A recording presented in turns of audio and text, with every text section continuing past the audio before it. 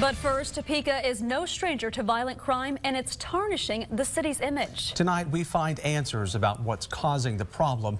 After a record number of killings in 2017, the frequency of murders hasn't stopped this year, and it's leaving families broken. It happens anywhere and everywhere, and people need to wake up and take notice. KSNT News reporter Gretchen Koenen has spent an entire month digging into Topeka's crime problem. And she joins us live with what she's found out. Gretchen. Jace, Brooke, to truly understand the problem plaguing our community, you have to start right here at the beginning at Eisenhower Middle School. It's not uncommon to see a cop popping in and out of classrooms at Eisenhower Middle School. It's here where the culture of violence in Topeka is most vulnerable. Nearly 91% of students at Eisenhower qualify for a free or reduced lunch. That's significantly higher than the state average of 48%. But in these halls is a man with one mission, and that's to help. Officer Timothy Bell says most Topekans are oblivious to the problems plaguing kids here. You kind of live in a little bubble where you don't actually understand some of the conditions that some of the kids in the community live in. So when you kind of see where they come from and you see a lot of these issues, you kind of understand that, okay, he may be acting up here in the school, but he's actually dealing with some serious stuff back at home. The Topeka Police Department started the Our Kids program last year. It focuses on mentoring developing boys like Josiah Burris. It's great because he helps me out a lot with everything that I need. Officer Bell says many of the kids he works with are being raised by a single woman, one who may work multiple jobs, sometimes leaving kids home alone. The behaviors we see here at school, and then that behavior here at school leads them to being suspended, so then now they're out in the streets, and then now it's just a vicious cycle of them getting preyed on by gangs and things like that, then getting in with the wrong crowd doing drugs. And that very cycle can lead to the tragic reality facing our community. In 2017, Topeka saw a record number of murders. 30 lives were taken from our community, destroying families. His hopes and dreams became my hopes and dreams, and it's the epitome of unfair, and that doesn't go away. 18-year-old Arden King, one of them. Police say his friend shot and killed him. Every holiday, every birthday, every memory, really. It's so beautiful, but it's also very sad. Police say Arden's death was one of 12 related to drugs or gangs. And Shawnee County District Attorney Mike Kage is fed up. I don't want to talk to another parent this year and explain to them that their child was dealing drugs. And in the course of that, they were murdered. I don't want to have that conversation anymore. 996 arrests in 2017 were related to drugs. Fueling the city's drug problem is gangs. That's how they make money.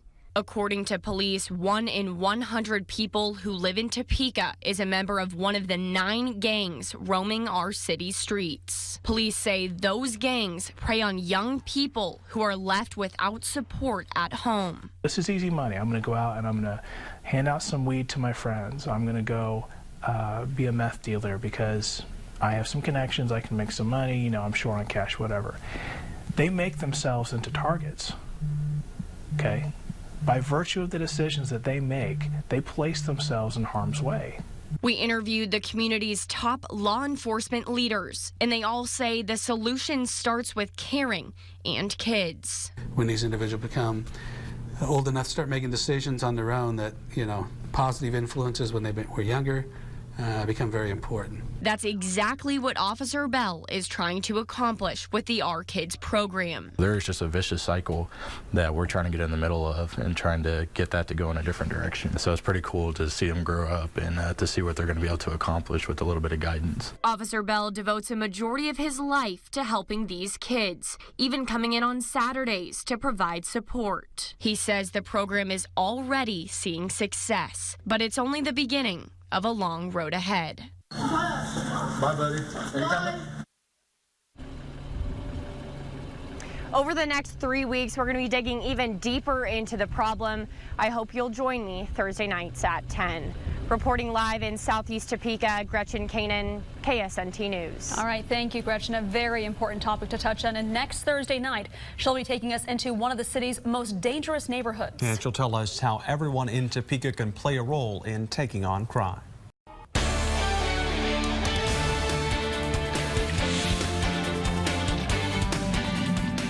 So we have drugs, we have violence, we have, gunshots, we have just crime, period. Topeka's Highcrest neighborhood is not immune to violence. A KSNT investigation found 151 violent crimes in the last 5 years. But community leaders say Topeka's crime stigma can't be blamed on Highcrest alone. KSNT News reporter Gretchen Koenen explains why a top law enforcement official says all of us are responsible for fixing the problem.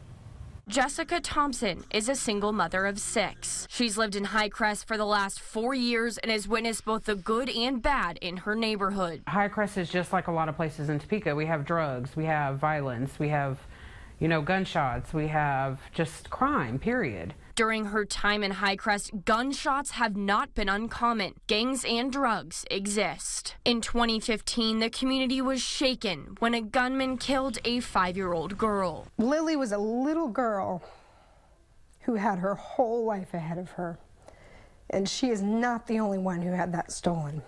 Lily Coates-Nichols was riding in the backseat of her mother's car when she was hit by a bullet intended for someone else. We've had this just growing tragic violence happening within our city, and it's affecting a lot of families. It's not just affecting ours. While many in Topeka assume it's Highcrest that's at the center of the city's crime problem, our investigation shows that's not the case. It's that perception that's preventing the problem from going away. I don't feel like people should just point their fingers at us because we do have a lot of crime, but it's everywhere. It's very important that those stigmas, we try to work on breaking those down, because if you don't go to a community, you really don't know what that community's like. These city maps show the 4 parts of town that are the most crime-ridden: Highcrest, North, Central, and East Topeka. They're all impoverished, have poor neighborhood health, and are considered unsafe. Shawnee County District Attorney Mike Kege says the first step is for everyone who lives in Topeka to accept there's a problem. It's easy to bury your head in the sand. It's easy to turn away and say, that's not my problem, okay? Sure, I understand that. It's scary to confront hard truths. It's frightening to acknowledge that these things are happening in your community. But it's going to take that, and it's going to take ownership from every segment of our community. In 2012, the Topeka Public Schools Police Department moved into the heart of Highcrest. The Rescue Mission's NetReach program followed 1 year later, giving people support like never before. They matched mentors from all parts of town with people living in Highcrest. It was just kind of a holistic approach to helping the neighborhood, to not give a handout but a hand up. And by doing so, they became better trusted. People became more invested in their neighborhood. Taco Tuesdays, small groups, and holidays, a time for people of all walks of life to come together as one. Officials say we need more outreach programs in parts of North, Central, and East Topeka to get neighbors invested in fighting crime. Neighbors who will step up, take a stand, call police when they're suspicious about something, and get involved. No law enforcement agency can do the work by themselves. And I mean, if we took all of us and working, our job is much easier if we have the trust and collaboration with the community that we serve. With crime problems throughout Topeka, police say it's a community issue. Until people from other parts of town identify ways to get involved, crime isn't going to go away. Police say they are seeing results in Highcrest. Neighbors are taking back their neighborhood. People are coming together. And Jessica says because of efforts like that, she remains hopeful for a better future for her neighborhood in Topeka as a whole. My kids to be able to grow up and live somewhere safe. A worry no mother in our community should have. In Topeka, Gretchen Koenen, KSNT News. Capital cities are known for crime, and Topeka is no different. Topeka saw a record number of murders last year, and tonight we investigate how one neighboring state is stomping out violence, reversing a similar trend. Those in Lincoln do not tolerate violent crime. KSNT News reporter Gretchen Koenen traveled to Nebraska's capital city to see how Lincoln is combating crime. She's live at Topeka Police Headquarters to explain what we can learn from our neighbors to the north. Gretchen, good evening. Jace Brooke, after seeing the success Lincoln had in fighting crime in just 1 year, I wanted to know what lessons we could learn from them. And what I found is their success is based more on people than its police, and officers here are asking you to do the same. Just outside downtown Lincoln sits this coffee shop. The mill moved here to the Telegraph District a few months ago. It's a place Brian Seck visits often. Seck was born and raised in Kansas, but these days he lives in Lincoln and is a leader for Prosper Lincoln, an initiative intended to create community building and engagement. If you want to solve a problem in our community, you can.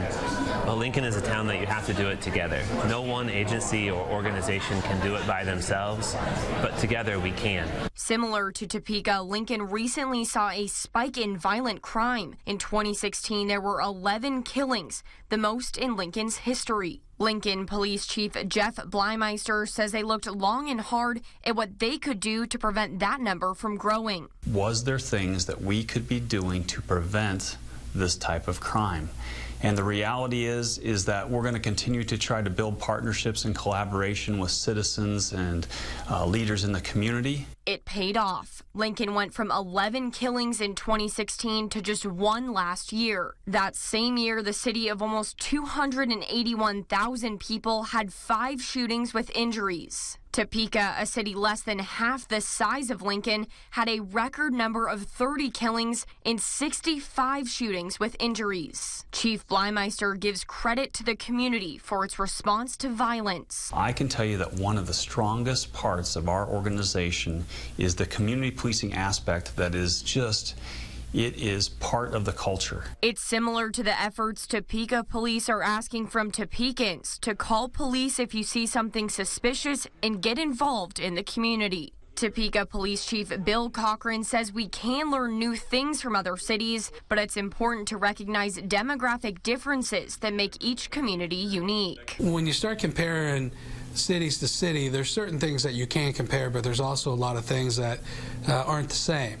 And so I think what each individual community has to do is identify what the issues are within their community and then coming up with a plan on how to address those individual issues. In 2016, the median household income was 14% higher in Lincoln than Topeka, and Lincoln has a slightly lower poverty rate. Lincoln's Director of Public Safety, Tom Cassidy, says economics are key in combating crime. If you want to live in a community where you feel safe, more than anything, you need good economics.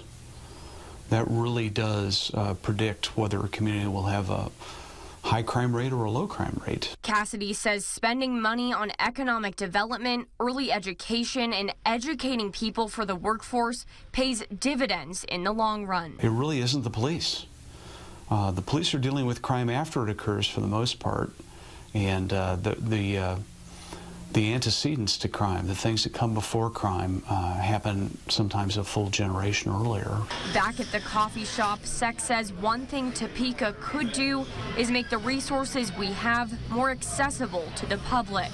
So these are all things that people can use: law enforcement, legal, 211. A group of developers launched this new app called My LNK. It has a directory with access to every nonprofit in Lincoln and its surrounding county.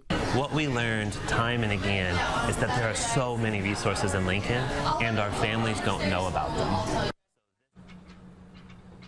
While Topeka may not have the app, Topeka Police Chief Bill Cochran says we do have resources, and like Lincoln, challenges informing the public about those resources.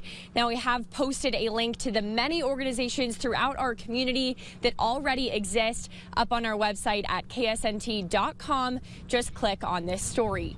Reporting live in downtown Topeka, Gretchen Koenen, KSNT News. Thank you, Gretchen. Crime. It's a perception, a problem, and a reality in Topeka, and it's affecting the economy. KSNT News reporter Gretchen Koenen is live to explain what city leaders are doing to turn the problem around. Gretchen, good evening. Jace Brook, it's the end of a vicious cycle. A tough economy leads to poverty. Poverty leads to crime, and crime puts a strain on the economy. Tonight, we look at what's being done to bolster Topeka's economy and put an end to the city's violent reputation. Vince Fry is engaged in a full battle of fighting Topeka's negative crime perceptions. We should be proud of our entire community, and when people have pride, a lot of these things that people dwell on as negatives oftentimes aren't quite as negative as everybody thinks. Last year, Topeka had the most killings in the city's history, contributing to an already negative stigma. A recent study released by the local Chamber of Commerce says roughly 40% of people feel the community's sense of personal and property safety is very poor or below average. Paul Byrne is an associate professor of economics at Washburn University. He wasn't involved in the study, but says feeling safe is key.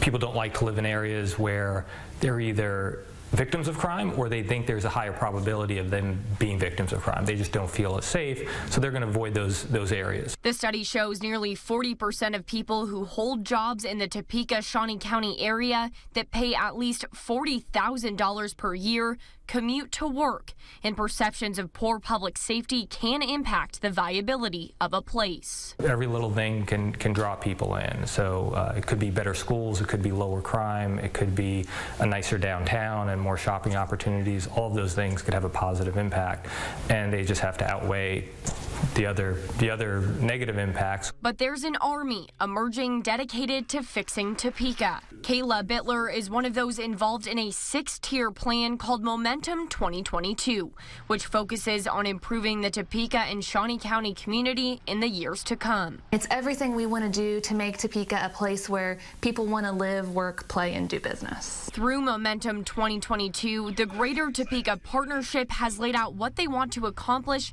in the next 5 years. From improving job readiness to creating a more vibrant community and a better economy. Topeka Police Chief Bill Cochran says he's hopeful the plan will have an impact on Topeka and the stigma surrounding the city. How do we change that image that Topeka is a safe place? It is a good place to raise a family. It is a good place to work and play. And so how do we continue to build that positive message? How do we work together to make that message more positive? It's that positive message Fry says more people need to focus on. Downtown in the future, and I'm talking the near future, will be the place that people want to go at night and on the weekends because they know something fun will be happening. Now, right here at Kansas and 7th, all the way down to 6th Street, it will be home to the new downtown Topeka Plaza. Now, that will hold events, concerts, and much more. Construction will begin at the end of this year and finish up in the spring of 2020. So exciting news. Reporting live in downtown Topeka, Gretchen Koenen, KSNT News.